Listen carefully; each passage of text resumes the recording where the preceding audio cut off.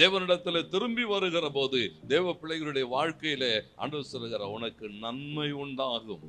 சூழல்கள் எதுவா இருக்கட்டும். 2 நாளாகமும் 15:4 சொல்லுகிறது, ஆண்டவரை நோக்கி அவருடைய நெருக்கத்திலே அவரை நோக்கி கூப்பிட்ட போது ஆண்டவரை அவர்கள் என்ன செய்தார்களா? திரும்பி அவர்கள் தேவனை தேடின போது தேவன் அவர்களுக்கு வெளிப்பட்டார் என்று எழுதப்பட்டிருக்கிறார். ஆண்டவருக்கு மகிமை. தேவனை பார்க்கிற அனுபவங்கள், தேவனோடு கூட உறவாடுகிற அனுபவங்கள் எப்ப தெரியுமா? அவரிடத்திலே திரும்பி வருகிற போது. ஆண்டவரிடத்திலே பாருங்க, நாம தேவனிடத்திலே திரும்புகிற போது அந்த வேத வசனம் சொல்லுகிறது, மெய்யாகவே நாம் ஆண்டவரை நோக்கி அவரை வாஞ்சித்து அவரிடத்திலே திரும்பி வருகிற போது நம்முடைய இருதயத்தை பார்க்கிற தேவன்.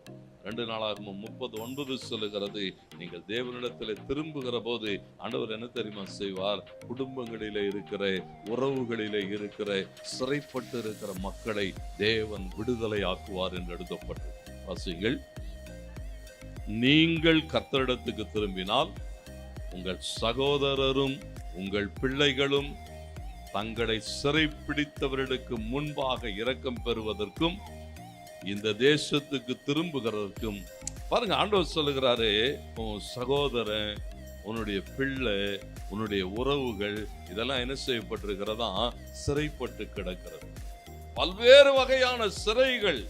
நாம சொல்லுவோம், எத்தனையோ வகையான சிறைகளை பார்க்கிறோம். எத்தனையோ வகையில சத்துரு என்ன செய்திருக்கிறான்? தேவ ஜனங்களை, தேவ பிள்ளைகளை, குடும்பத்தில் இருக்கிறவர்களை, உறவுகளை சிறைப்பிடித்து வைத்திருக்கிறான். ஆண்டவர் சொல்லுகிறார், நீ மாத்திரம் என்கிட்ட திரும்பி வருவன்னு சொன்னா அந்த சிறையில் இருக்கிறவர்களை எல்லாம் நான் விடுதலை ஆக்கி உன்னிடத்திலே தருவேன்.